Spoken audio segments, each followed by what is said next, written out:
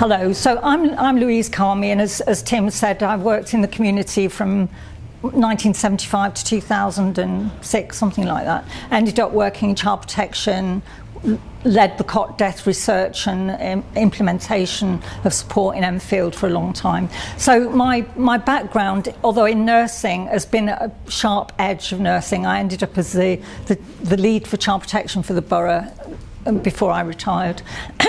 And Michael, what would you like to say very briefly? Yeah. Very briefly, I was a GP down the road. At White Lodge. Professor of primary health care, and I tried to set up an integrated medical school when the government decided they'd like to have some more medical schools, but unfortunately the GMC wasn't ready for it. We still haven't actually got an integrated medical school.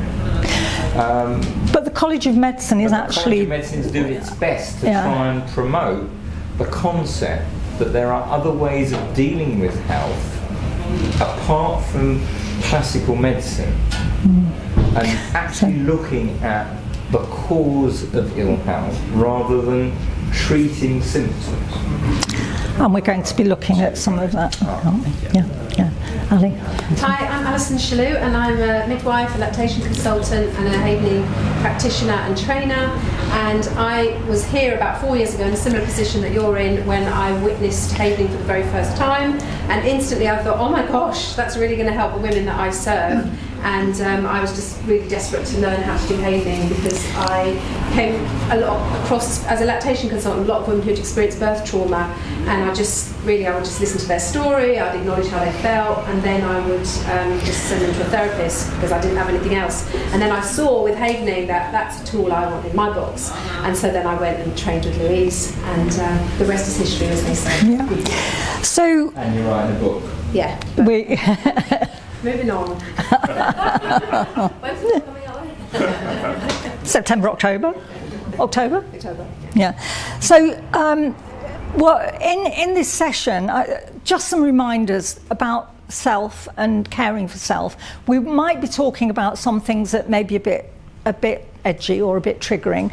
Anything that we do talk in discussion will be within the bounds of confidentiality.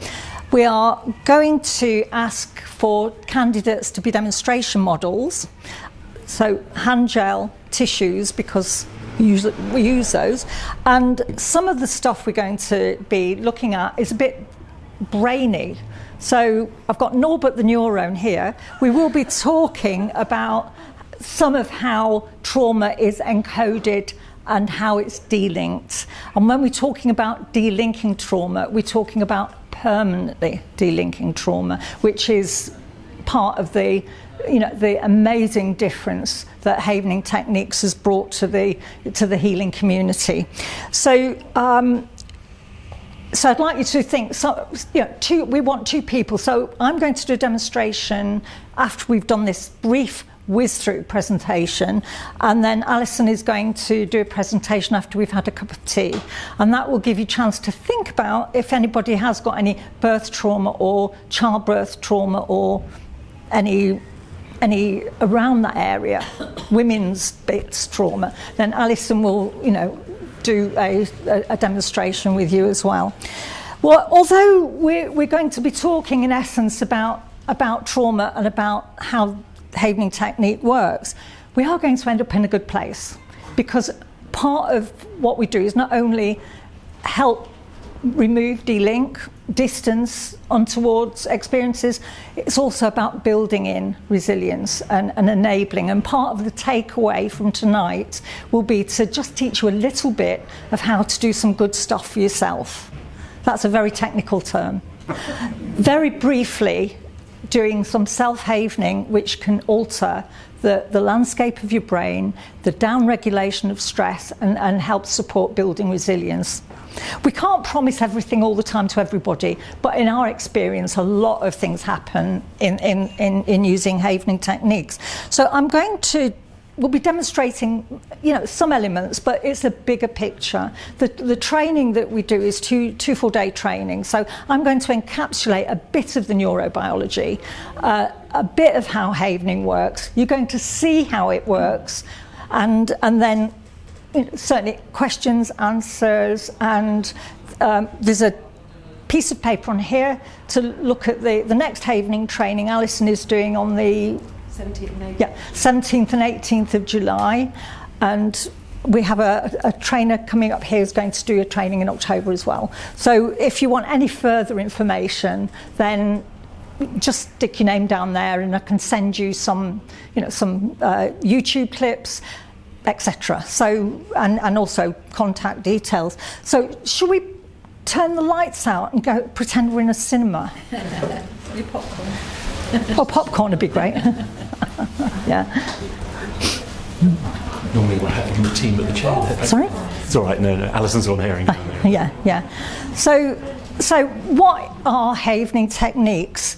So havening was developed by an MD in New York, Dr Ronald Ruden, who had a PhD in organic chemistry, and still runs until the end of August, the biggest practice in Manhattan, with 70 associates working with him. So he has a lifelong interest in science, and he started looking at trauma in relation to addictions, and produced a book in '95 called The Craving Brain. So it looked at working with addictions, and then he met a chap who lived in Enfield for a while, Paul McKenna. So Paul's been very busy on the television and doing lots of helpful things in lockdown, and we've got Paul's mum, Joan McKenna, here, who is supporting us this evening. So Paul was in Central Park with Dr Ruden, talking about phobia cures.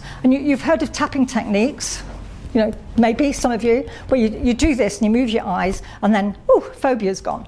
So Paul was saying how amazing Callahan techniques, tapping techniques were. And Dr Ruden, being a scientist and a really research-based, was thinking, how come doing something like this changes what goes on in here? And that was 2001. And so he has been researching, developing, and helping us understand the neurobiology of how trauma is engaged and delinked. Initially, he called it ADT, havening ADT. The idea of calling it havening is that it's getting you into a safe haven. ADT is amygdala depotentiation technique. So for those of us who have experienced a bit of flight and fight in our lives when things are not perhaps going the right way, and you've got your amygdala on, you're getting ready to find a safe exit.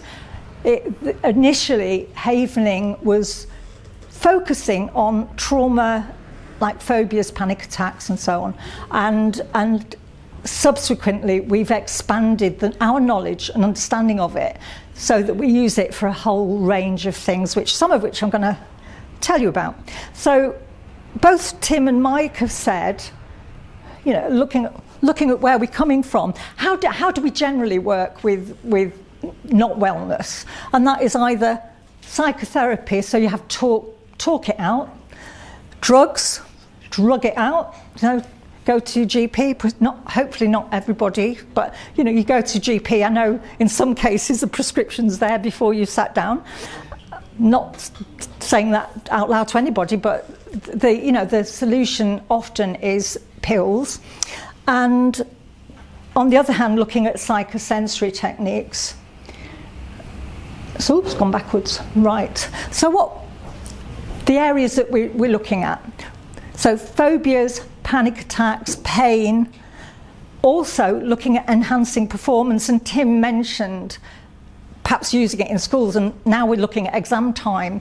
We do have haveners who are working in schools, working with groups and individual children in down-regulating the stress, helping build their resilience and improving their performance. So we're looking at reducing stress, building resilience.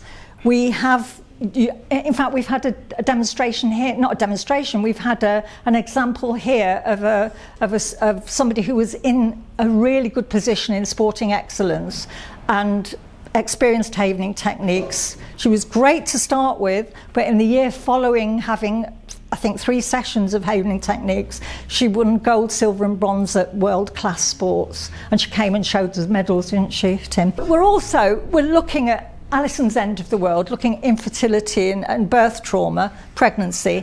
At the deep end, working with post-traumatic stress, addictive behaviour, and underlying a huge amount of trauma. When we're looking at history taking, there are often experiences of adverse childhood events. So, okay, Alison, please. So what we're looking at here is the application of non-specific sensory input to treat or cure physical and emotional disturbances arising from traumatic stress. Okay, next one. So what do we know now we can use sensory techniques with? So the established techniques, so we've got Havening, which we use, emotional freedom techniques, the tapping techniques, eye movement desensitization and reprocessing, which is the go-to treatment for looking at trauma related to military, and that's the go-to one for trauma working with military. And we've got acupuncture as a specific sensory one. And if you look at the other side, some of the areas that this meeting covers, the non-specific, so looking at that things that you can do, that therapies that you can do or work that you can do that enhances well-being, looking at aromatherapy, music, massage, exercise, etc. I'll come back to the massage one when we're looking about touch. Okay, Alison. So how does it work? When a traumatic event happens, when you get that got to get out of here, that panic attack, that feeling of fear, run, we're activating at the highest brainwave level, gamma level, about 100 hertz per second. That engages with a range of activating neurochemicals and neurotransmitters. So you've got the cortisol, the noradrenaline, and other neurochemicals that get you into that state of get me out of here. What it also does is bond the experiences. So if, for example, traumatic experience, I'm trying to think of one. Okay, supposing... Being shunted. Okay, yeah, I had a whiplash injury in 1984. I lost the use of Southbury Road. I was shunted, I was parked, shunted 15 feet up the road, white Ford Cortina, and I lost the use of my arm, and for months after that, when I heard the screech of brakes, or I could smell tar or petrol, I was back into that moment, waiting for that car to whack me and shot me up the road. So what we're talking about is the safety mechanism around encoding a trauma is to say, alert, alert, alert, you need to be aware, put yourself in a safe place. So that is the gamma or the high active neurochemicals. So what we've got at the other end of the scale, you can't quite see the name, it's delta. So gamma 100 hertz per second, delta about 0.4 hertz per second. So instead of the like psycho knife, you've got the slow flowing delta.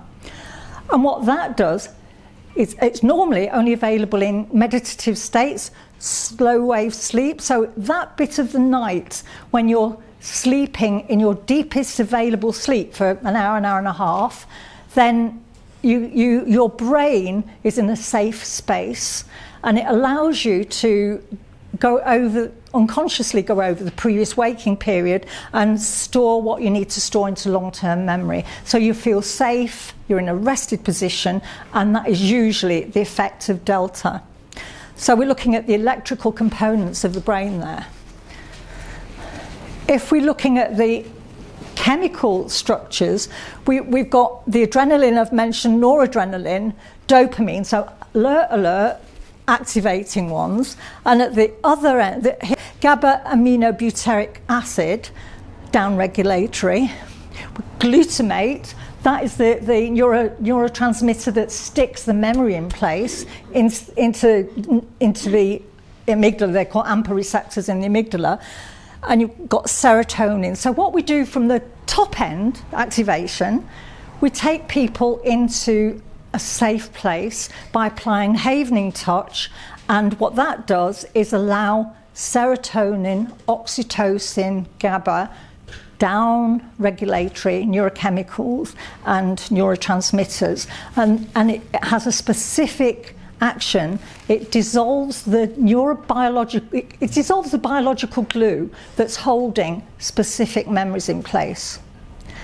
And I hope that we'll be seeing some of that later. So, for example, phobias. The quickest phobia cure I've done is 7 minutes, and that's in September. Spider phobia. You bring into working memory the experience. You don't even have to say what the experience is, which is different from talk therapy. And by doing havening techniques in a systematic way, you actually dissolve the glue that's holding that memory in place. And it sounds unbelievable, but that is what we are experiencing. And we have a quite a heavy-duty research paper that illustrates some of what I'm talking about. Okay. So we know that chemicals can affect the brain. Is there a way to use the electrical side? So we know drugs. If you go and you get drugs for depression, drug for blood pressure, we know that they can affect the brain and the state, the body state. So, yeah.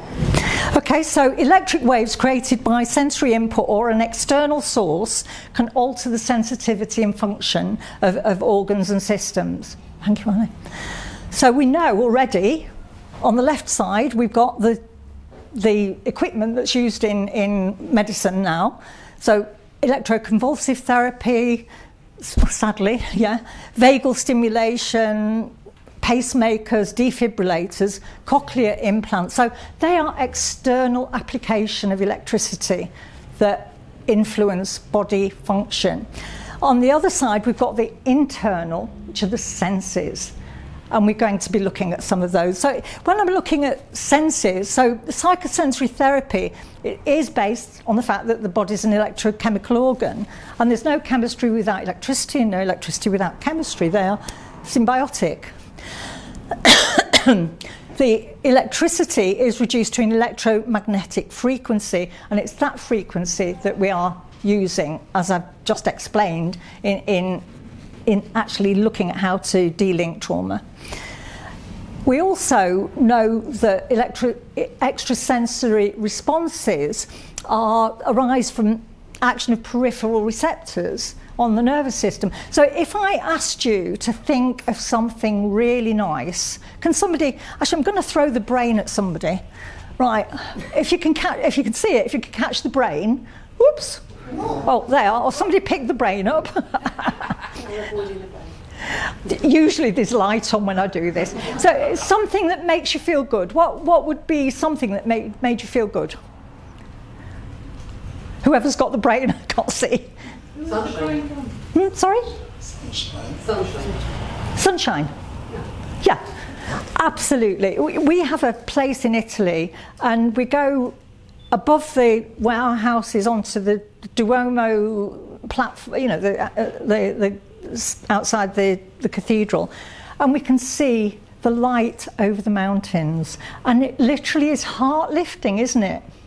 Anybody else got any other ideas, things that lift the spirit? What lifts the spirit? Laughter. So I can't hear very well. Laughter. Oh yeah, and it actually has it really increases endorphins, doesn't it? Yeah. Exercise. Yes, it makes you feel good. Yeah. So on the other side, yeah. So they are extrasensory responses. I mean, doing this, why would that make you feel good? Huh? For me, we'll see in a minute. This is your circulation. Yes, yeah. But it's the extra bit, extrasensory. So we've got the senses, we've got the equipment, we know what we do. We see sunshine. I listen to Pavarotti, and it makes my heart soar. Absolutely. Yeah. So if we see the next one. So great.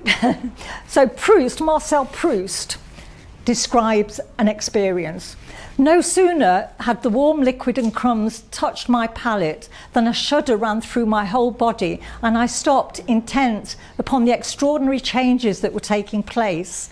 An exquisite pleasure had invaded my senses, but individual, detached, with no suggestion of its origin, and at once the vicissitudes of life had become indifferent to me, its disasters innocuous, this brevity illusory, this new sensation having had on me the effect which love has of filling me with precious essence, or rather this essence was not in me, it was myself. I had ceased not to feel mediocre, accidental, mortal.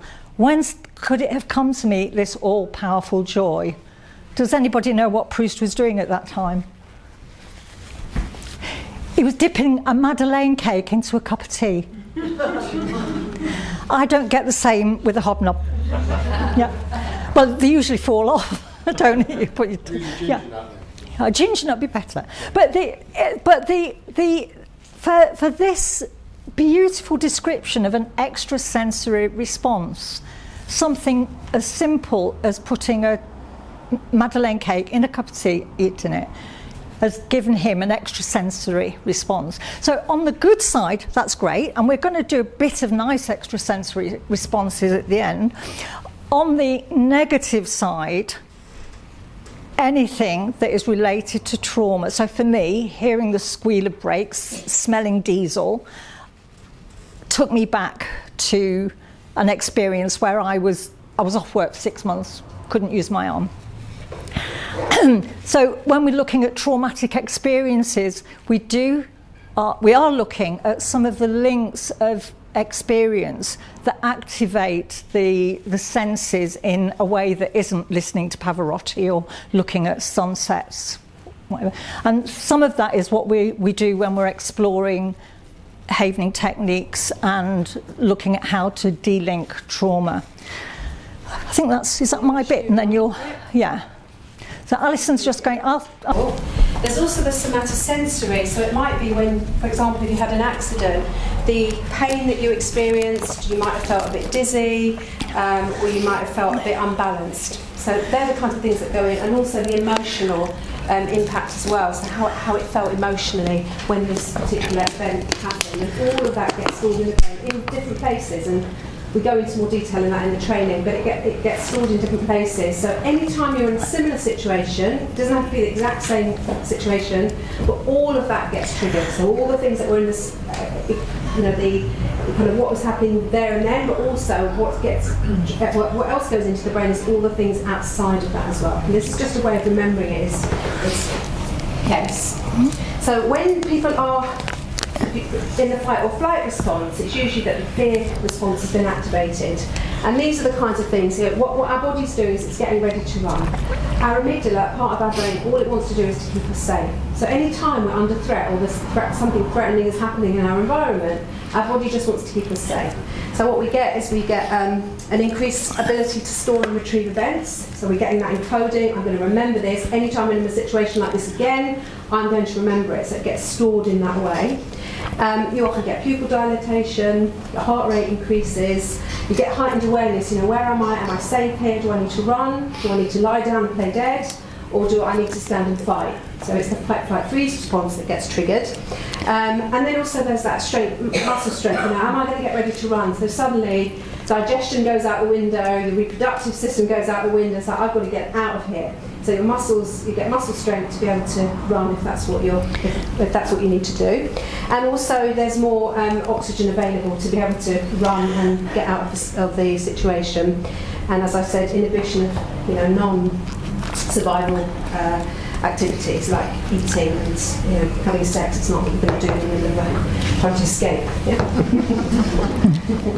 So I'm just going to just go through you with the Haven Touch.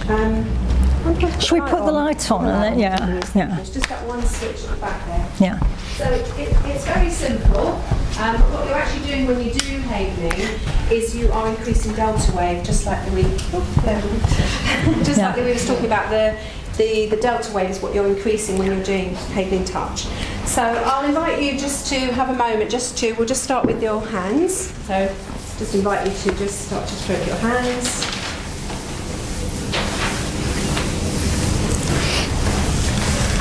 And then your arms, so you go from your shoulders down to your elbows.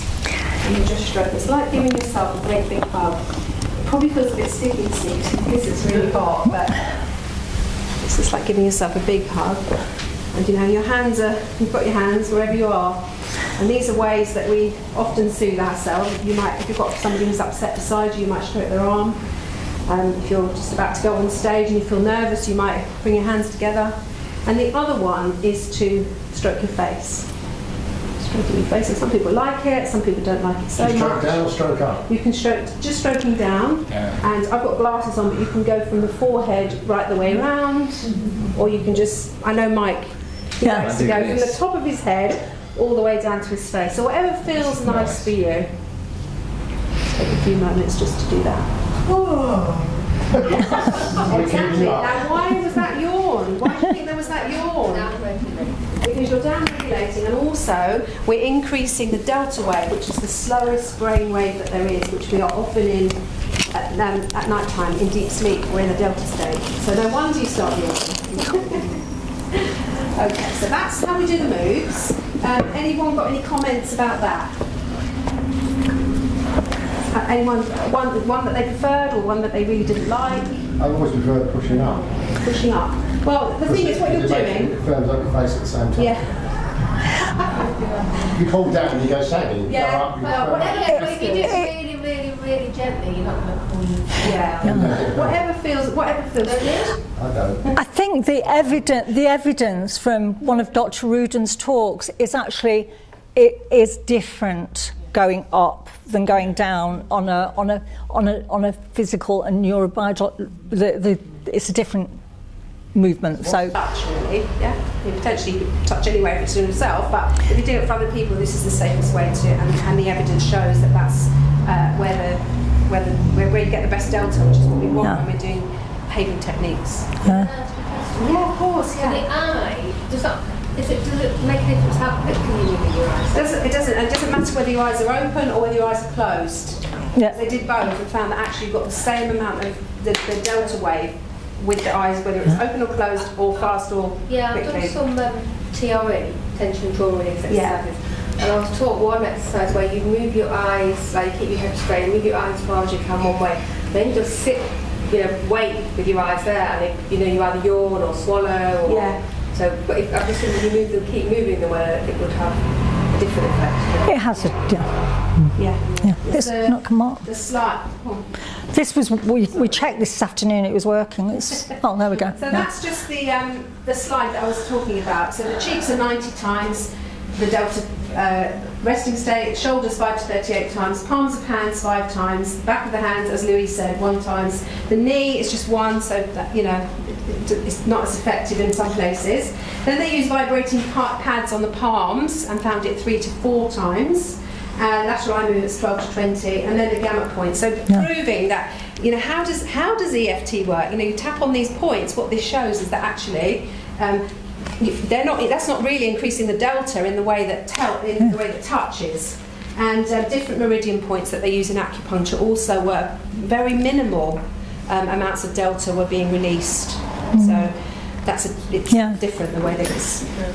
So this is like with, I don't know, 1 or 3 touches or whatever.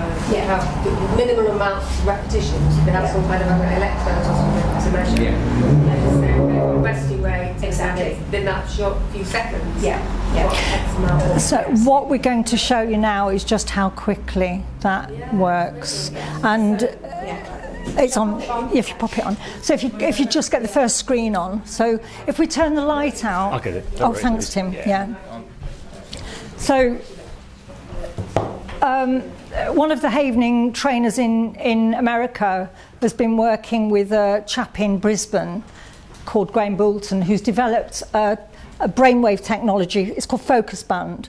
Now, Graham was normally working with golfers and getting them in, when golfers get, is it yippies or yips or something? Yips. When they go, whoo, can't hit the stick can't hit the, sorry?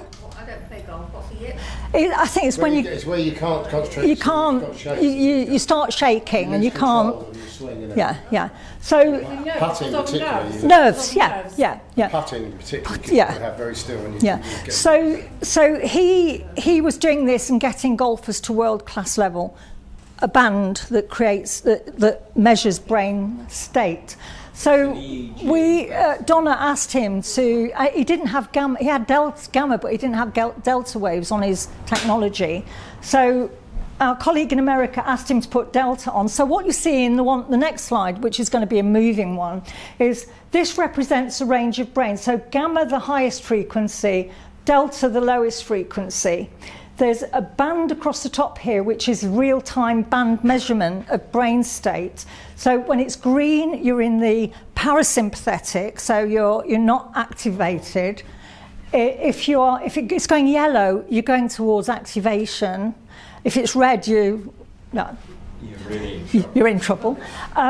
So what we'll see on the next one is a line going on here, which is you just touch it when on the technology on your phone.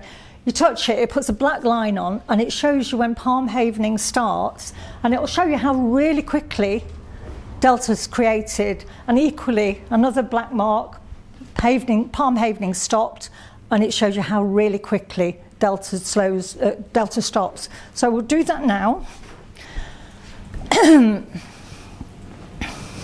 See if you.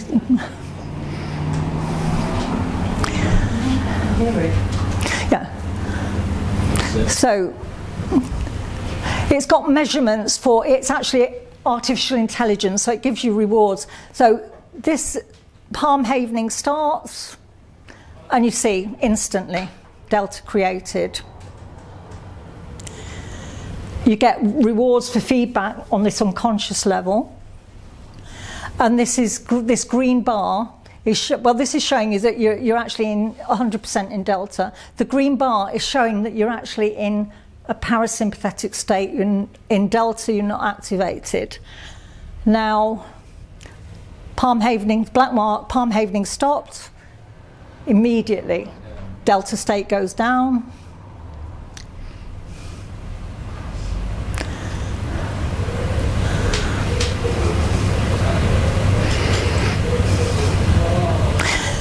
Started again, and it immediately goes up. Quite an interesting bit of technology there. Yeah. So, if you put the lights on, Tim, please. Oh, sorry, somebody at the back. Yeah, thank you. Yeah.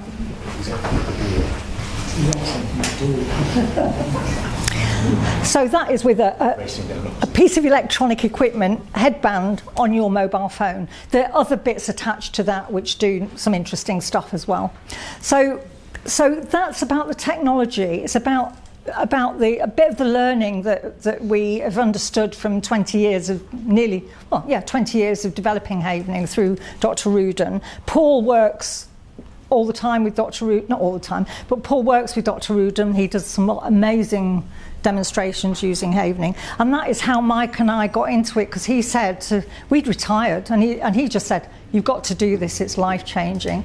And for us it's been life-changing. But also, we're absolutely blessed with the differences that we see in people in a whole range of areas which you couldn't have imagined you could make such a difference in a short space of time. So I've had clients who contacted me and said, can I make 6 appointments? And there's been really untoward experiences, very triggered, and I've said, 6 appointments? I'm not sure you're going to need 6 appointments. And this one that I remember regularly is this person had untoward Jimmy Savile experiences and been very activated and wasn't able to concentrate. And I said, I'll leave spaces, but I don't think you're going to need that amount. 2 sessions. And those untoward experiences were in the car park.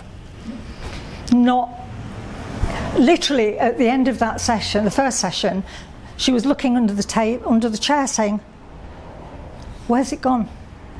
Where's that memory gone? And the second session, we focused on the recognition about the experience that the trauma that she'd had on her decision making in life and the relationships that she created. So actually looking at bringing some positivity into the end. And we will be doing at the end of this, and I know some of the discussions are not very good, not very easy, but we will be doing some positive stuff at the end. And what I want you to think of before the end, you can think of it when you're having a cup of tea, I want you to think of 3 or 4 words about your direction of travel. How do you want to feel? Safe, peaceful, calm, easier, it doesn't have to be easy, easier, relaxed. Yeah. Can I just ask a quick question? Is havening a bit like somatic healing?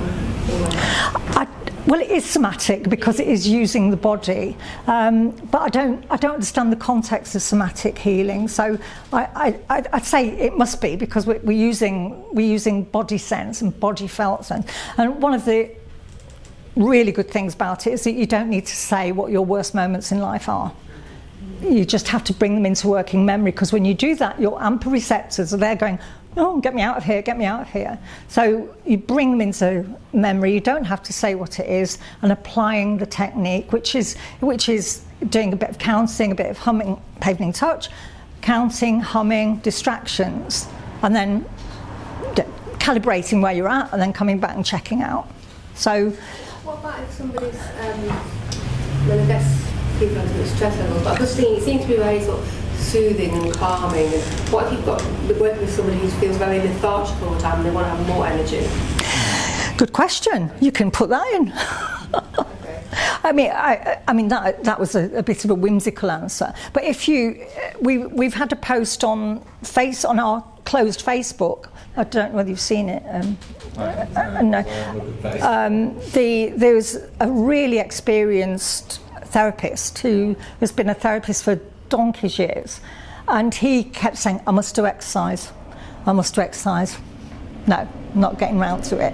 And in that state, no, I'm too tired, can't do it. And what he did some of this, and he said, I think he said for over a year, he's been doing an hour's exercise.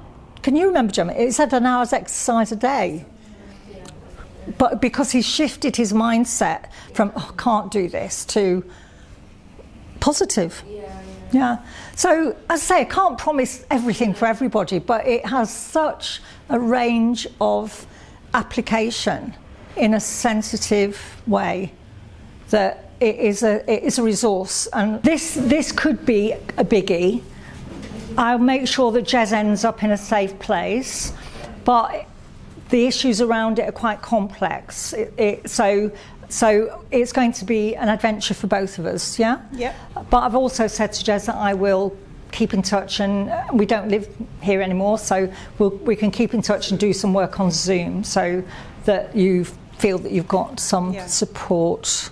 Can I just add, as you're listening to it, if you feel a bit tricky what you're hearing, then you can also do havening, because that will help you to download Sure. it as well. Yeah? So, Will I cry? is it okay to use Yeah, this? that's fine. Did you say? Will I cry? If you, please feel free. I feel a failure if people don't cry. Oh no. Usually, I judge the crying by whether it's a box of tissues or a roll of kitchen roll. So, yeah. However, if you feel, if you want to move so that you can hear, please do so. So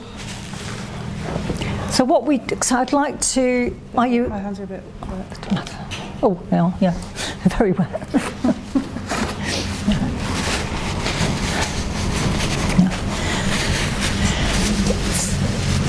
So, as a practitioner, if I sat in front of Jez, often some of the experiences come from feeling trapped or in an inescapable position. So usually I have clients facing the door and not perched in front, so that there is an escape route. So what we.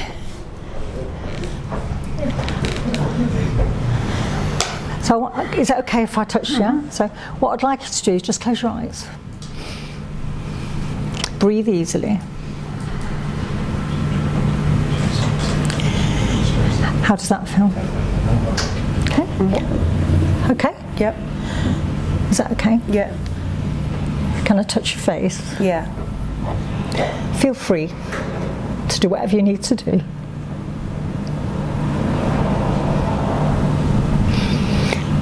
So which of those touches is the best for you, do you feel? Maybe my arms. Your arms? Yeah. Often people say arms because it's like having a hug. So Jez has had significant diagnoses and there's a lot going on. So what we're focusing on at the moment is a spinal injury and pain associated with that. Mm-hmm. So let's see how we go. Yeah. Can you tell me, Jez, what do you like doing for fun? Reading. Reading. Is walking okay, or is that given you've got? Yeah, it gives me trouble on my leg. Gives you trouble. So reading. What else do you? So if you were in the best place, where would it be? Right now? Yeah. On a beach. Good job. With a book. On a beach Yeah. with a book. Yeah. Okay. And do you like animals? Love them. Are you allergic to anything? Okay. No. No. The reason I'm asking that is because if I put you in a field of flowers and it's hay fever season, I don't want you to go wheezy on me. Yeah. Yeah. Okay. So what I'm going to do. So Jez's history is of significant disc damage. So what we're looking at is the first time that the first time that Jez experienced that. So what I want you to do, Jez, go back to that time when you were 17 and I want you to be there and I want you to just, only for a few seconds in that moment, be there, and I want you to give me a score out of 10 where 0 is nothing and 10 is tops. How did that affect you? How traumatic was that at that time? It was 10. It was 10, absolutely. Right, so what I'd like you to do now is I'd like you to imagine for me that you're on that beach. Where would it be? In your mind's eye, somewhere real? Yeah. It can be anywhere. Have thoughts can travel, yeah? Where would it be? Do I have to tell you? Yeah. Sorry. You're allowed to speak. Thailand. Thailand. Tell me about Thailand. What is it about Thailand that you like? I just like the water, the nice, the sand, the culture. Yeah. So can you imagine that you're there on a beach in Thailand? How would you be? Where would you be situated on the beach? I know they have palm trees and coconuts and things like that, but I don't know the beaches in Thailand. I would be on a underneath a sun lounger with just a little radio, some relaxing music, and just reading. Yeah. And the sea just looks crystal clear. Okay. Calming. Crystal clear blue. What colour's the sand? Really light. Really light. Yeah. Can you imagine the sand being soft, or what would the sand feel like if you were to put your toes onto the sand? Soft and warm. Soft and warm. But quite grounding. Grounding, yeah. So what I want you to do is I want you to, as you're lying there on the beach, lounger, with the book, I want you to imagine the waves rippling against the shore. And what I'd like to do now is to hum a simple tune. It can be a nursery rhyme or something simple that you like. What would that be? You've got music on your radio.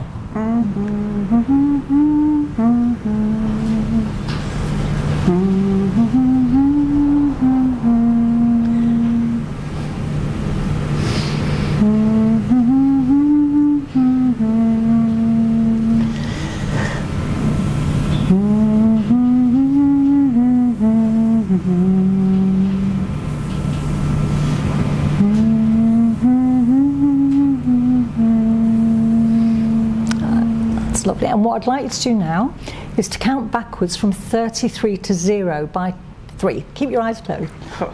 Or if that's a bit much, 20 to 0 by 2. In my head? No. Oh, 33. Back to 0. 0, yeah. Okay, because I'm feeling quite relaxed now. That's fine. Right, 33, 30, 27, 24, 21, 18, 15, 12, 9, 6, 3, 1. Good. Have another easy breath and let it go. And with your head still and your eyes closed, I'd like you to move eyes to the left, eyes to the right, eyes to the left, eyes to the right, eyes to the left, eyes to the right, eyes to the left, eyes to the right. Another easy breath. And let it go. And now I'd like you to imagine that you're climbing up a stairway, and this is in your mind's eye. It's 20 steps, and each step is a different colour from the one before. You can use the same colours, but each step is a different colour from the one before. So I want you to tell me the colours of the steps. So number 1 is whatever, 2, out loud. Red. 1. Yellow. You can say the numbers when you're counting, yeah. 1 red. 1 red, 2 yellow, 3 blue, 4 green, 5 orange, 6 purple, 7 green, 8 pink, 9 white, 10 black, 11 green, 12 yellow, 4 lilac, 14, 15 black, 16 green, 17 blue, 18 pink, 19 red, 20 purple. Good. Another easy breath. Let it go. And I'd like you to check in, go back to that 17-year-old accident, yeah? Mm-hmm. And it was 10 out of 10 before. I just wonder, in your mind's eye, where that would be now.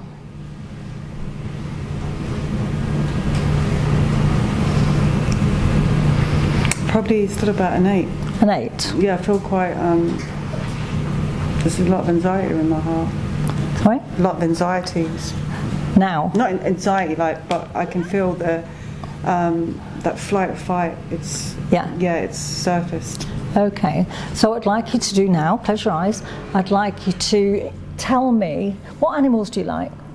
All animals, cats. All right, dogs. so can you tell me, go through the alphabet and tell me names of breeds of different animals. It can be, you can make them up if you like, because sometimes when you get to X, I don't know an animal beginning with X, but A for,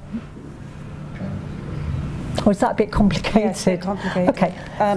I can just give you names of animals. Okay. Yeah, I like cats. Cats. Dogs. Yeah. Birds. Close your eyes. What food do you like? What's your favourite food? I don't have favourites, but okay. Anything tasty. Tasty.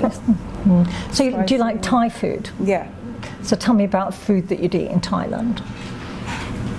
I've never eaten it there. You've not eaten? I've never been. Oh, sorry. Oh, so this was a journey in the imagination. Yes. Yeah, that's all right. It's a very cheap holiday if you go there. Yeah. Where I'm going. Okay, right. So what I'd like you to do is I'd like you to imagine being on that beach.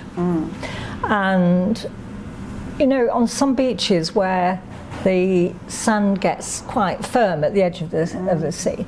I'd like to imagine for me writing in the sand with a magic stick there an emotion that's not helpful to you that would be really good to not have. What would that be?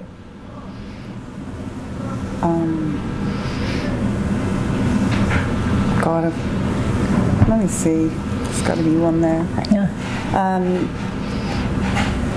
An emotion of maybe feeling blocked. Blocked. Okay. So can you write in the sand, blocked, as big as it needs to be? And I want you to stand back from that.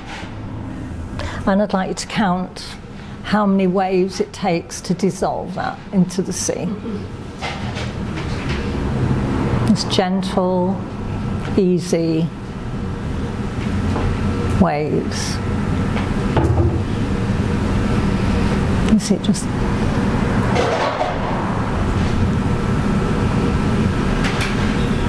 Five. Is it gone? Is there any other word that you want to get rid of in the same way? I love that one. Easy. Good job. Yeah. I reckon probably that anxiety that I'm holding. Yeah. Is that about the bigger thing, the other thing? Yeah. I think it'd be good to work on that separately and out of this, because it's big. It's big enough to do a separate proper session on. So if you go back to the maybe tiredness then. Tiredness. Okay. Yeah. Okay. If you just write that down. Allow yourself to write it in. Close your eyes. Write it on the sand as big as it needs to be, and you see how many waves it takes to.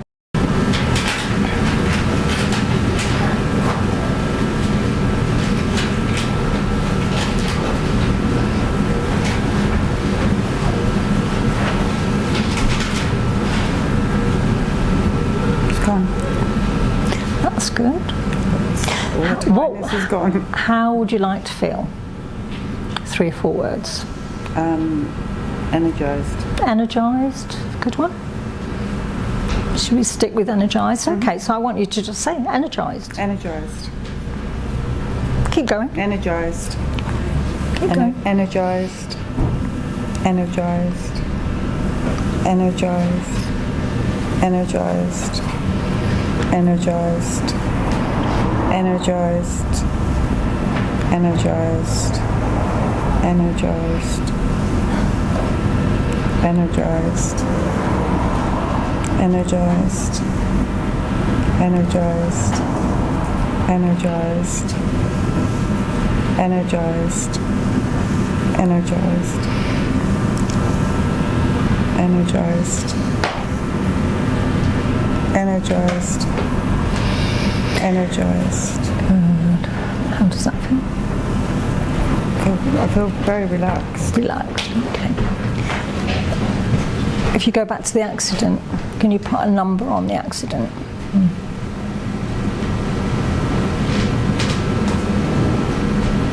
I was really relaxed there. Yeah, when I think about it, I do still get that flicker, but I don't think it's all about that. Yeah, a flicker. Can you put a number on the flicker?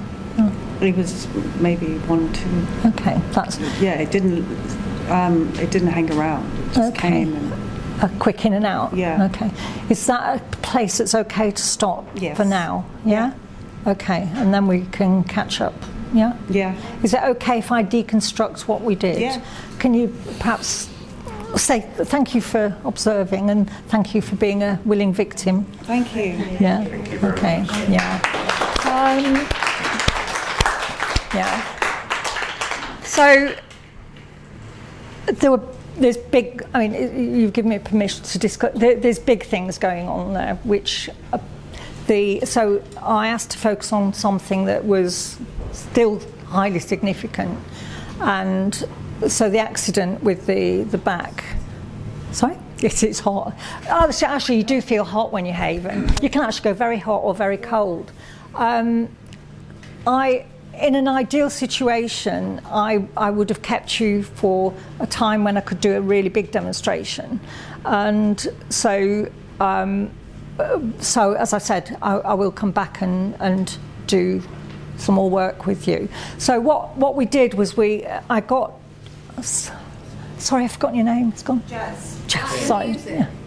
Muse. Jazz. Yeah. Sorry. Yeah. Jazz remembered the injury to her spine that is still causing significant problems. One incident, the first incident when she was 17 and she fell downstairs.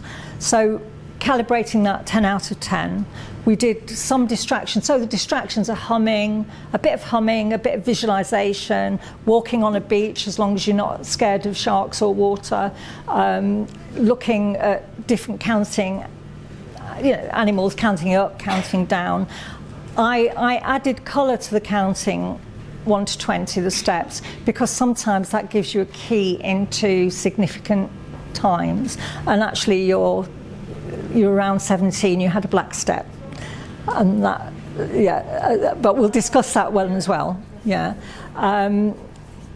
So in 10 out of 10, bit of humming, bit of visualization. The breathing I've introduced. It's not in the manual, but the breathing. The vagus nerve goes your head to your heart to your gut, and changing the rate of breathing takes you from activation in ventral to dorsal, and so down regulate. So it's good to do that. It's always good to breathe. I mean, we'd be not here if we didn't. But just doing that and doing havening touch. Great delta creation, great down regulation. So you can use that as a tool yourself.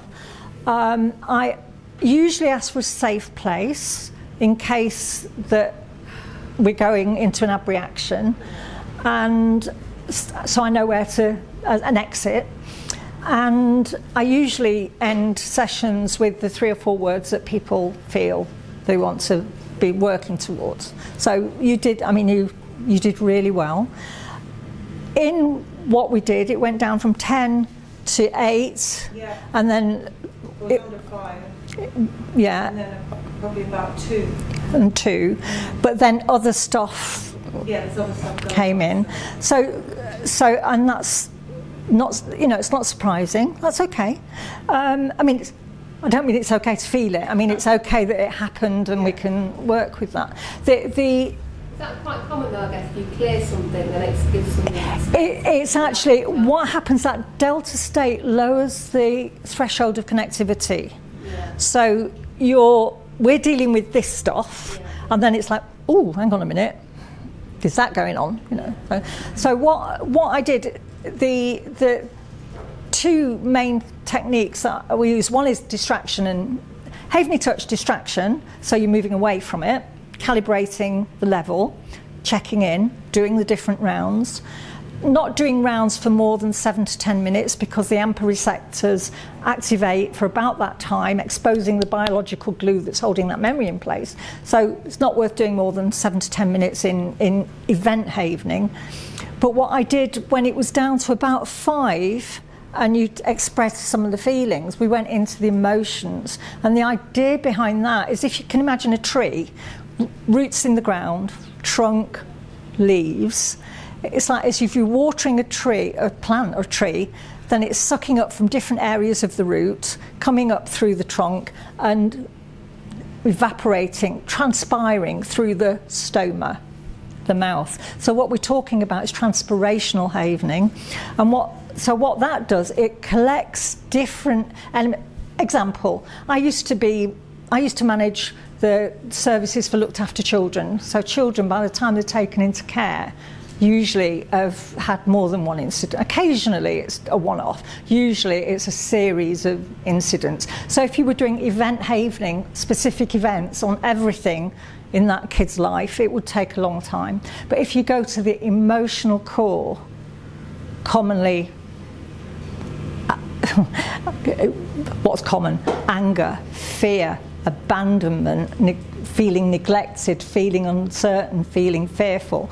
Then by engaging with the emotion and doing this, it sort of collects it up and allows it to come out. And it's sometimes, that is actually a really powerful technique. That's why I didn't do it when you're above 5, because that, if you're high, it can lead to abreactions. But you can try it. So if you're feeling fed up with somebody or angry, it's like washing it away. Angry. And then often it changes into, actually, calm. All right, a bit surprising, you know.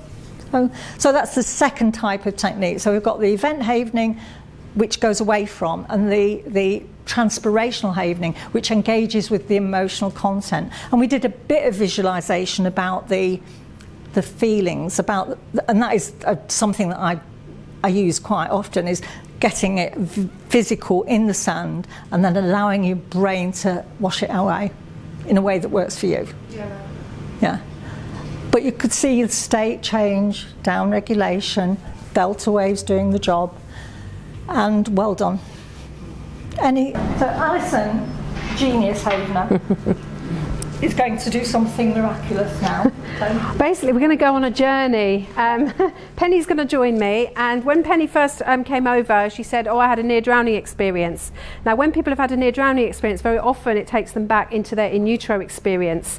And the reason I got into doing this work is I worked with a woman who, I was doing my case studies at the time, and she said, it's really becoming a problem. I'm learning to do therapy and I cannot access any emotions. It's like they're just not there. I just can't. So we tried a few things, and I tried to activate her and nothing came, and I just thought, I don't quite know what to do with her. And then I just got this light bulb moment, which was, why don't you try taking her back to the womb? I hadn't learned how to do any of that. And then I said, I'm going to try something. How do you feel about trying this? So she said, yeah, all right, I'm happy to see. So we go back into the womb, and then I ask her, what do you sense, hear and feel? And suddenly she was giving this whole picture of what she saw, heard and felt, and I thought, okay, we'll just go with it. And basically it was an experience that she'd had, she was in utero, in her mother's womb, an experience externally. Now we just trust what comes, whether it's true or not, but we went with it. And basically she could hear her father shouting a lot, and it was quite a difficult relationship the mother and the father had. And she learned very early on was to keep herself silenced, and so she hid all her feelings, even as a small child. It all kind of came about. And once we'd finished, she said, that was a bit weird. I said, yeah, it was a bit weird, because I've never done it either. And then 2 days later, she contacted me again and said, I think I need to do some more work with you. And I said, why is that? She said, because for today, she said, was the first time I've ever felt angry. She said, somebody made a comment about what I was wearing, and I felt really furious. So this was the first time that she was actually able to access any emotion. So this is a bulk of the work that I do. Sometimes if women are on their fertility journey, there are subconscious fears about becoming pregnant, perhaps because of their own subconscious in utero experience. Now we think that babies don't remember anything for that first 4 years, as Mike said, when it comes online, but actually the memories are being stored in their bodies, really. And there's lots and lots more evidence now about how our early experiences affect our relationships, it affects our health long term, mentally, physically and emotionally. My book's got a lot of that stuff in it as well, all the evidence. So as I said, Penny came up and asked about healing a near drowning experience, but I do suspect that there's something else there, so we're going to go back to that place. You'll notice that I'm not going to activate her because she probably hasn't got any memory of being in her mother's womb. So we'll see what happens. I mean, it will just unfold in the way it needs to. I've done it with about 60 people. There's only one person that we were actually not able to get back into the womb. It was just like there was a block there, or it was just that didn't need to be healed. It was the first 3 months of her life. So we're going on a journey. So so bear with me and see what comes up. You okay, Penny? Now, are you okay with me? Might just need to, for the filming, we might need to just move you around just slightly. Just if you put your chair opposite mine. Oh. Yeah, perfect. Are you okay for me to touch your hands and arms? That's it. I'll just go side to you. That's perfect. Yeah. Are you okay with your hands, face, or arms? What do you prefer? Sorry, face. hands or arms or all of them? Fussy. You're not fussy. Okay, that's fine. Okay. So, yeah. So we've already established a safe place because we don't quite know what's going to happen. So thank you for volunteering. And her safe place is just at home. That's where she likes to be if we need to take her there. You'll see some of the things that I do are similar to what Louise has done, and some things will be different depending on what comes up. It's always a journey with havening. So what I'd like you to do, I'm just going to stroke your arms, and what I'd like you to do, Penny, is I'd just like you to just take a few deep breaths. I invite you to close your eyes. We're just going to go on a little journey, and we're just going to go along a timeline. So we're going to go back to the very beginning of your life. Just imagine yourself going back along the timeline. Going to go back to the very beginning.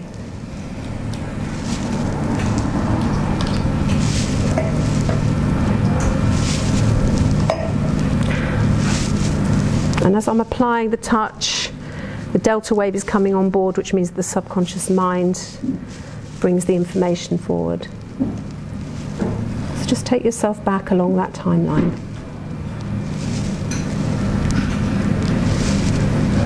And I'd like you to try and imagine yourself now, strange as it might seem, in your mother's womb. Just see if you get a sense. See, hear, feel, or know.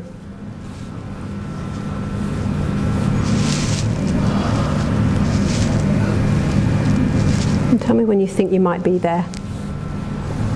I think I'm already there. You think you're already there? Okay, so can you tell me, what can you see?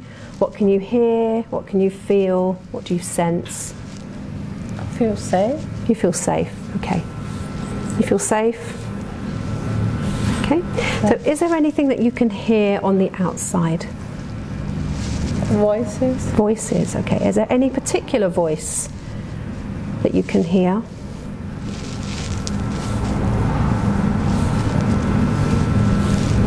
Just take your time. It could just be a noise, or you might hear a voice. Children playing. Children playing, okay.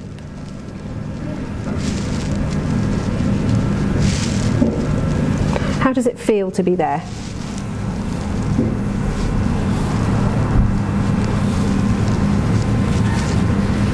Okay. It feels okay, yeah. And you sensing any, I know you said you felt safe there.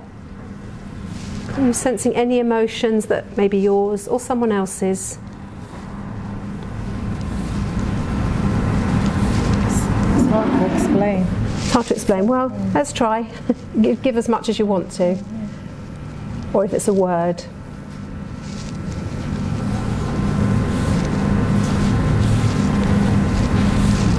I think Mum is tired.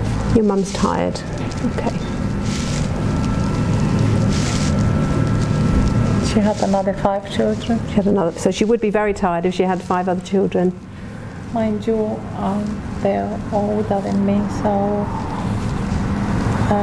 but still everybody home. So there's 5 other siblings at home. Yeah. Can you hear anything? Is it just generally children in the background? Yes. Children in the background. And how does it make you feel to be the last one of all of those children?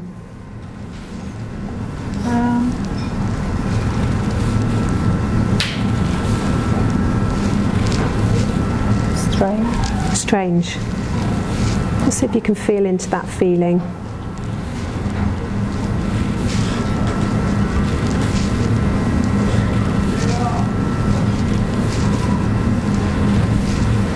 Worried. Worried? A bit worried. Okay, and is that worry yours, or do you feel like that worry belongs to somebody else? Maybe my mum's worry. Your mum's worry, okay. So how would it feel to take that worry away from your mum?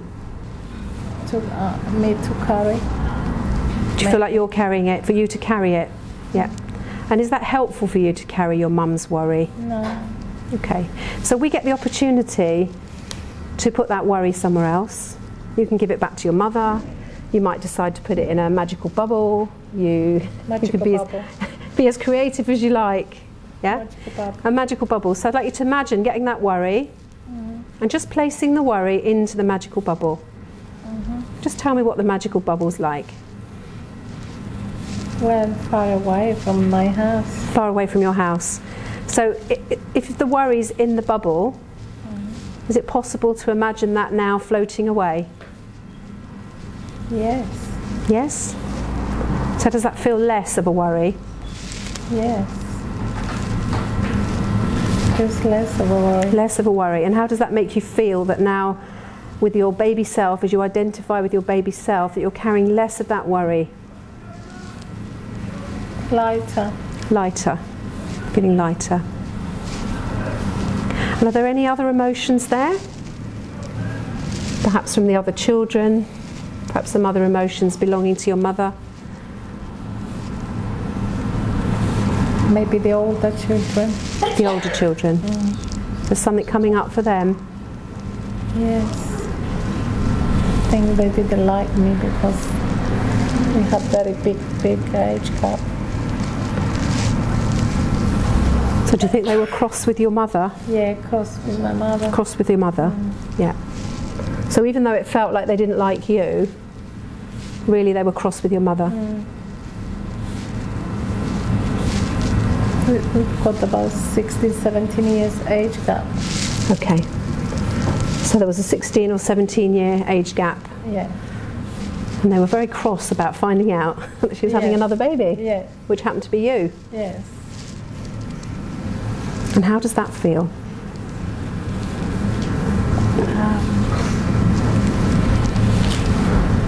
Maybe makes you feel not safe. Not safe, okay.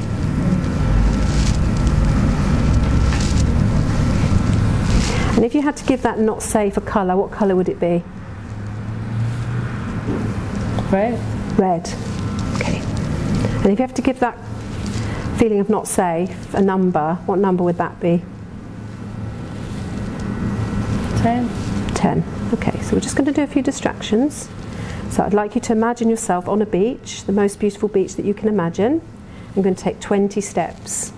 You just count out loud for me, 20 steps on the beach. 1, 2, 3.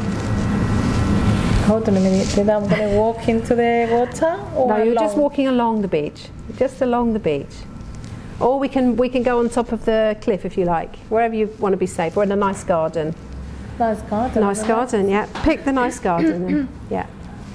No sea. No sea. No, that's all right, we're not going there again. Okay, so beautiful garden. Yeah. Yeah. So do you want to count 20 steps in the garden? Yes. 1, 2, 3, 4, 5, 6, 7, 8, 9, 10, 11, 12, 13, 14, 15, 16, 17, 18, 19, 20. Okay. And where's that feeling of feeling unsafe now? If you had to give that a number.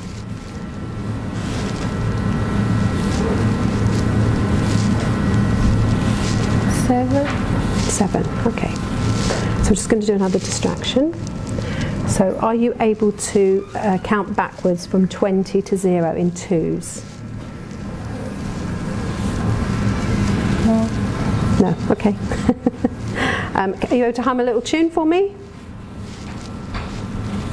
Or is there something else that you'd rather do? What's coming up for you?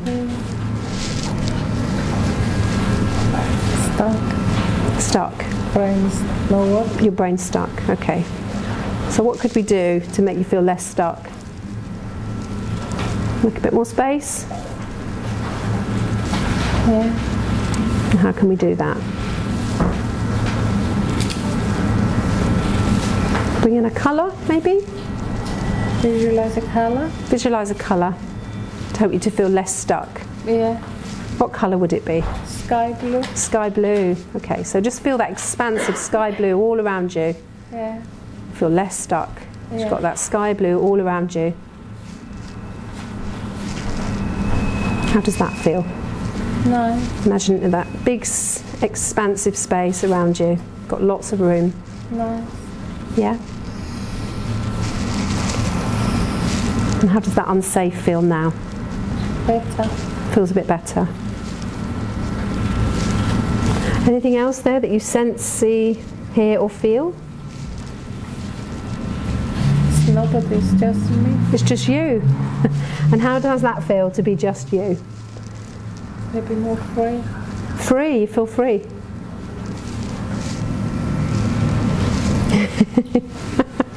What are you visualising? What's there? Animals. Animals? Yeah. What kind of animals are you seeing? Oh, well, it's like a jungle, but they're not wild. They're tame. They're tame animals? Yeah. Okay. And surround them. Surrounded by animals. And how does that feel? It's nice. Feels nice. So you're free, you're surrounded with beautiful animals. Yeah, they don't hurt you. Yeah, they're free. If you love them, they don't. Yeah. Sometimes people can hurt you. Yeah. So does that feel safer to have the animals?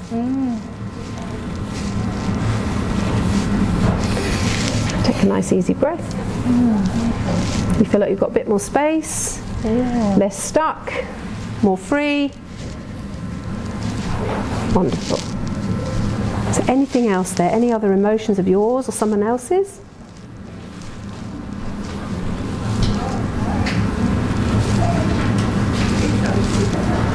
Maybe in the background, not very far, people chatting. And how does that feel? It's okay. Is it happy chatter or not so happy chatter? Happy. Happy chatter? Yeah. Okay. Okay. And can you get a sense of how they feel about you coming now? You need to go onwards to them? Or Well, just to see what their feelings are now, because we've done a little bit of work, just wondering how that feels now. So initially you said they don't like me. yeah, I think it's more better. They're warming towards you. Yeah.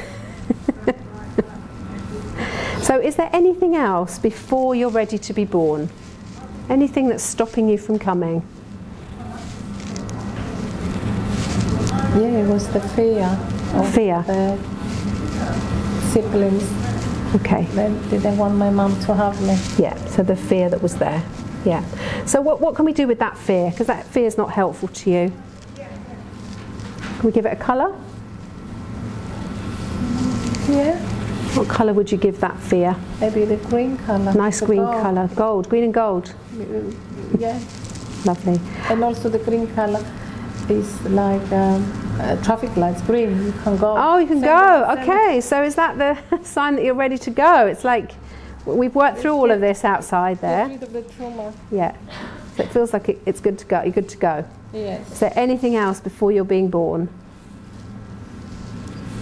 I cannot visualize. Yeah. Really. So does it feel like there's any worry or fear? Does it feel like it's less? It's less. Less? Much less? Yeah. So does it feel safe to be born now? Yeah. Yeah? Okay, so what I'd like you to imagine, you can do what you ever like, you might get into position, you do whatever you like, but you can imagine yourself being born into this family that are waiting to greet you. That even though there's this big gap, 17-year gap, they're all waiting. How does that feel? Nice. Does it feel nice?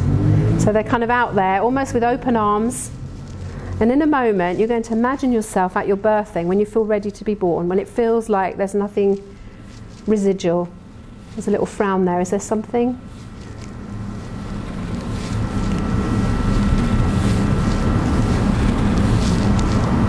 Sorry, repeat that. Sorry? Sorry, repeat that. Oh, I said, does it feel like there's anything else there before you're ready to be born?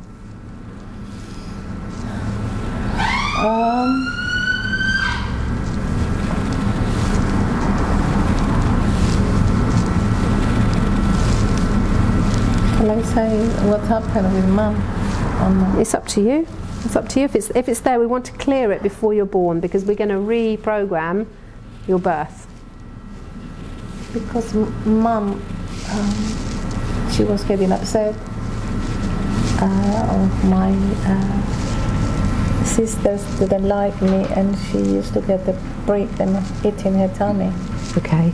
And how so if you connect with your baby self? Actually, in the end, I wanted to escape, isn't it? To come out and be safe. Yeah. So that sense of not feeling safe there. Yeah. Yeah. And then you wanted to run, go away. Yeah. Yeah. Find somewhere more safe. Yeah. Yeah. So what would make that feel more safe before you come out? You can be as magical, creative as you like. What's going to make that feel safer? Be in my mum's arms. In your mum's arms. Okay, so you're going to feel nice and safe in your mother's arms. And you've got all these children, 5 of them. Yeah. With open arms, waiting for you. Does that feel? Not quite. Is there one or two that are still? Yes. Okay, so what? It's one. Okay, so what do you think the feeling is there for that one?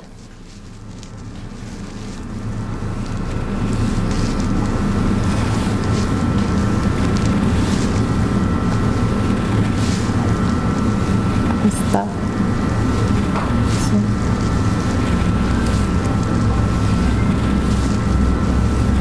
Is it a feeling that she's carrying? Is it you that's stuck or she's stuck? She's stuck. She's stuck. Okay, so what can we do to help her feel less stuck? Now it might be that we put an emotion or a colour. What can you give her? Is there something you need to say to her? To say to her, we'll love everybody. Join them. And if she had the opportunity to speak to you now, what would you like her to say to you? She actually said, you're my friend and I'm very happy to have you. And I was silly, didn't like you before you was born. And how does that make but you? Because Mum was upset and crying, maybe I carry the sadness of my mum. I don't know. Yeah. So if that sadness of your mother, because your older sibling was not very happy about your mother being pregnant again, what can we do with that sadness? Again, you can be as magical as you like. Sorry? Have to get rid of the sadness. Yeah, so how are we going to get rid of the sadness? Put them in the black bag. And put them in a black bag. Excellent. Does that feel enough to put it in a black bag and put it in the bin, or do you need to do something else with it? Burn it. You want to burn it? Okay, so just imagine that there now then. That sadness. And put it in a black bag. Yeah. How does that feel? Better. Feels better. And how does that feel? Where's that feeling in your body?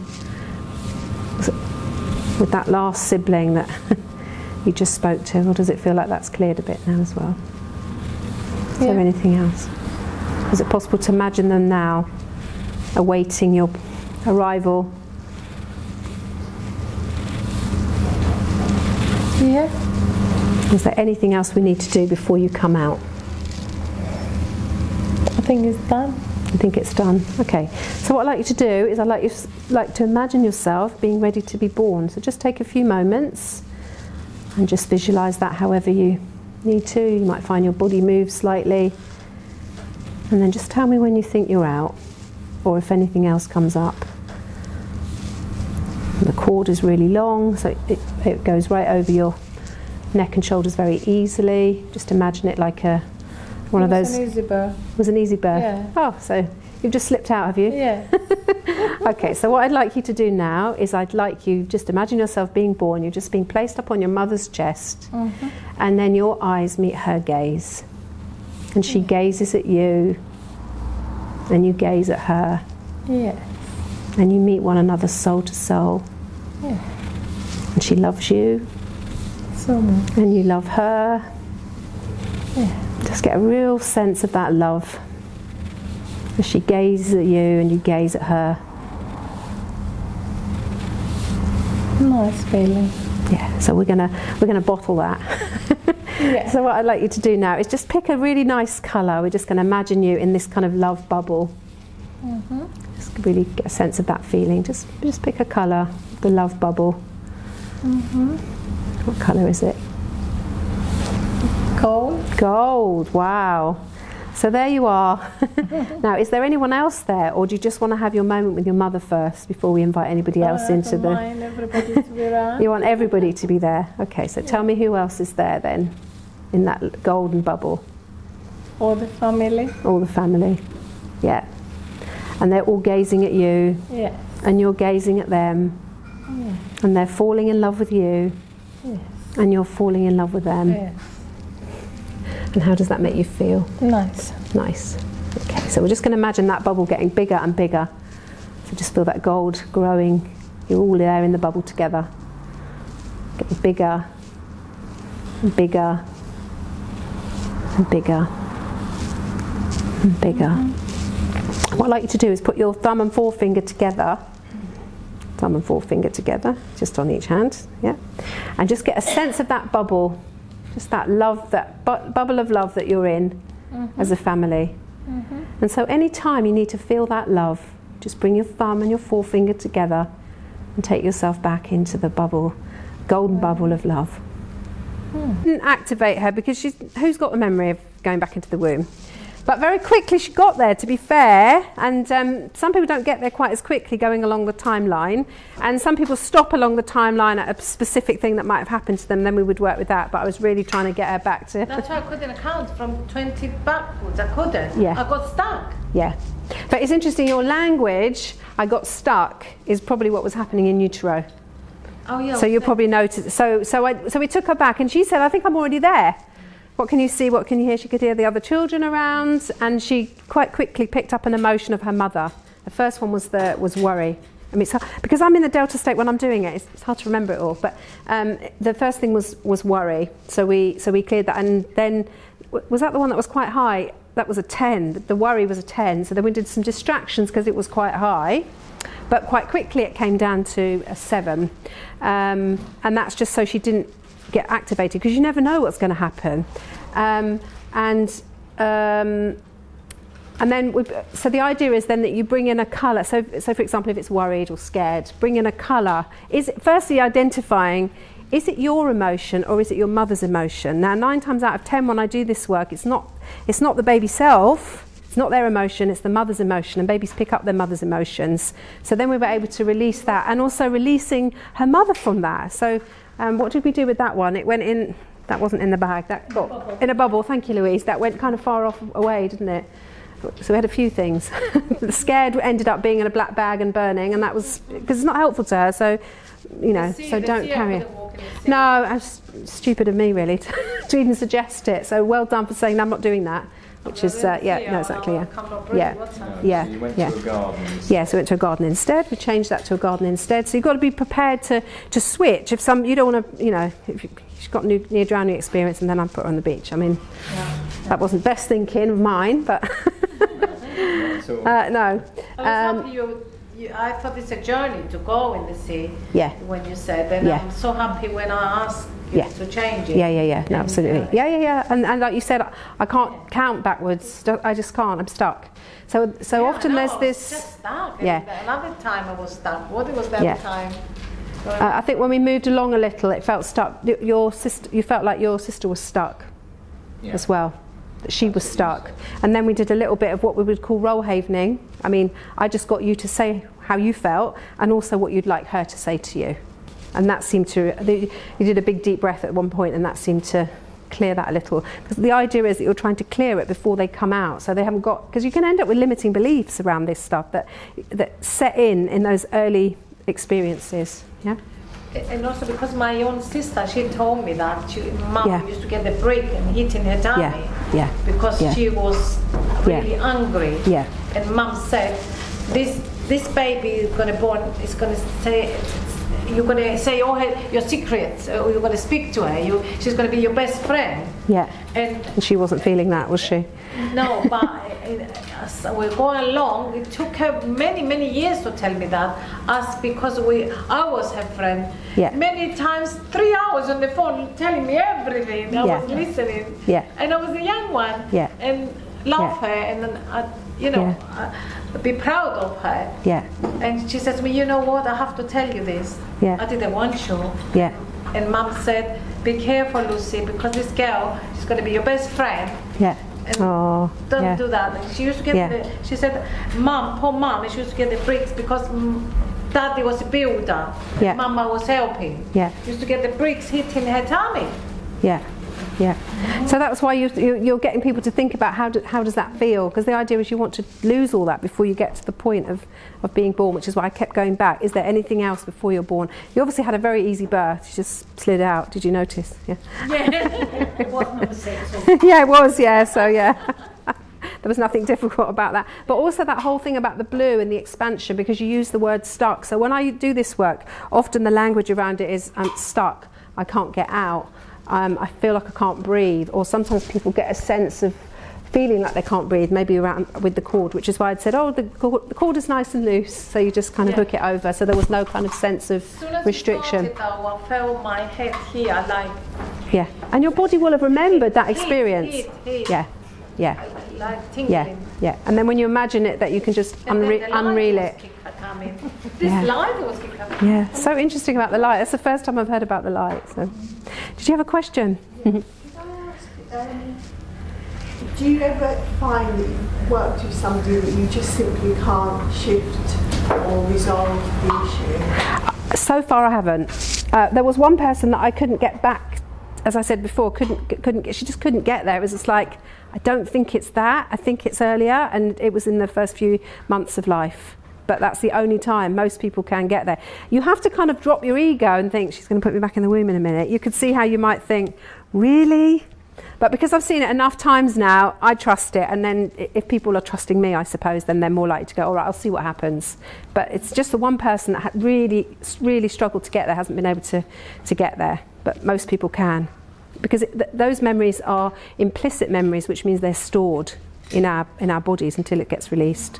Yeah. And how long would the session be? Well, it varies. I mean, I find with the womb stuff that sometimes lots more stuff comes up for people. So they tend to be about an hour.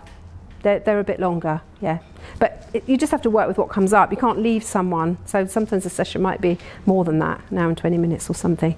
Yeah. Something else? Yes? Yeah, having worked on a promotional video for hypnosis, it seems to me there's a lot of parallels going on there. In a very punctuated way, sort of analyse the differentiation between this and hypnosis, because to me it had a lot of parallels. Yeah.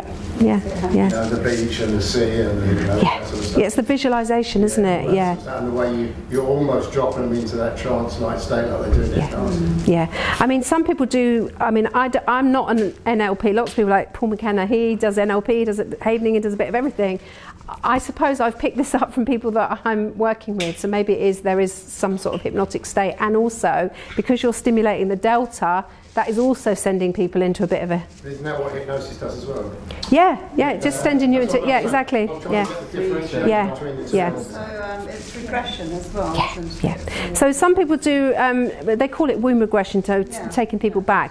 And people do it through breathing exercises and even like with hypnosis, taking people back. But I mean, I had never done any of that. I just found that with Havening, people got there quite quickly and it didn't seem like it was terribly traumatic. So it's different in that you're not activating. They can get activated when you're doing it, like that feeling of worry or sadness. And then we just did some distractions to help to clear that. Penny started off with the fear of drowning when she had the incident. Yeah. So are we saying that has been removed? Well, I'm not sure because we didn't actually specifically work on that. I was expecting. So usually, I mean, I could have worked with that, but because I was trying to show womb Havening. Well, she didn't have, because usually when you do go back to that, usually there's this feel like I can't breathe, and she didn't have that. So her encoding could have been when she got pushed in the sea. So it might be something we can work with. Yeah. So, but I trust with this girl. Yeah. No, exactly. Yeah. So you had all of the 4 conditions for it. So yeah, but because I was trying to show womb healing, I thought let's go back. Okay, Louise. You can deal with a huge number of complex issues. How does it affect you as a practitioner when you're listening or dealing with us? And the answer is, what, as you give, so shall you receive. And we're doing delta. We're getting it. So if you're on Zoom, we're demonstrating it, and we're actually getting this delta state. So it acts as a down regulator for the practitioner as well as the recipient. And we can even show, a bit spooky, is that I once had this focus band on that we saw on and I was imagining in a conference, Dr. Ruden was going to do some healing with me, and there was a hiccup, and I sat there with the band on, so it was being displayed, and I just imagined Dr. Ruden doing this, and my delta state shot up. That was really interesting about how you can activate that down regulation yourself. So if there's no more questions, should we just do a couple of minutes of feel good stuff? Can I just basically ask, if you're doing it to yourself, can you resolve the issues that you have? Absolutely. You don't need to see a practitioner, you could do it yourself. Yes. And you know, one of the things that we don't do is breed dependency. So we all, I think not all, most of us start by teaching self-havening because it's a takeaway. And I usually do a little menu, things that you can do at home, because you know it's not in our interest for people to keep coming back. Well, it could be in our financial interest if you want to keep people on board and get lots of money, but that's not how we work. It's actually about helping people do self-healing, maybe setting off on the journey, but actually the answer is in your hand, and it's a gift. So if you'd like to do a little now, I invite you to Mike's taking his specs off already. So close your eyes, have a few easy breaths, and whichever of the havening touches palms, shoulder to elbow, or your face, just like one stroke a second. And I want you to imagine for me that you're walking somewhere where you feel really safe, comfortable, and you're able to relax. And I want you to imagine, so it could be a beautiful walk, a garden, it could be anywhere that's a safe and beautiful place for you. And I want you to imagine taking 20 steps in the right direction, best direction, and counting in your head 1 to 20.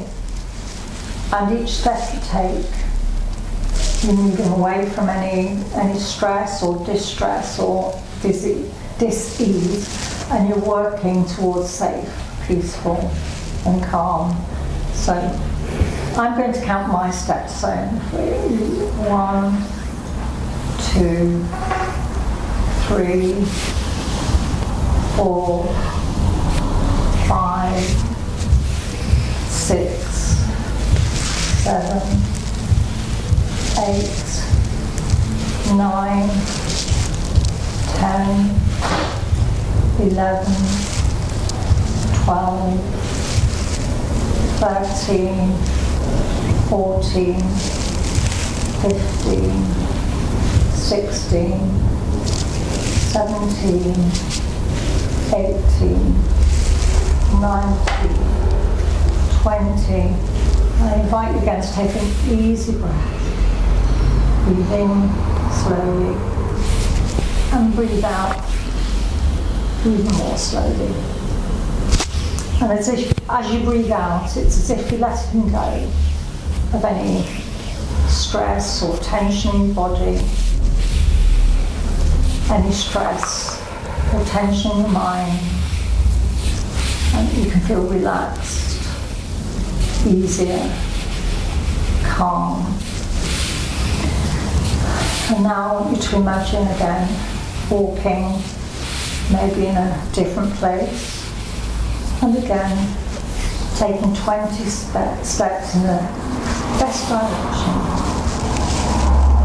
Counting 1, 2, 3, 4, 5, 6, 7, 8, 9, 10, 11, 12, 13, 14, 15, 16, 17, 18, 19, 20. Another easy breath. And let it go. And I'd like you to imagine, as I mentioned, 3 or 4 words that you would like to feel. For me, safe, peaceful, calm. Safe, peaceful, calm. You can choose to say your own words in your head. Safe, peaceful, calm. Safe, peaceful, calm. And you can use your own words. So I want you to imagine now and count down from 20 to 0. 20, 19, 18, 17, 16, 15, 14, 13, 12, 11, 10, 9, 8, 7, 6, 5, 4, 3, 2, 1. Another easy breath. And when you're ready, open it. Put the room to sleep, Louise.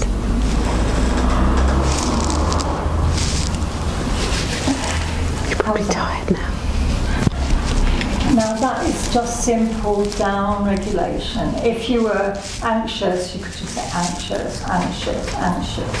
Or if you want, in the mornings, you can say hopeful. There's some hopeful evening. Hopeful it's going to be a good day. Hopeful things are going my way.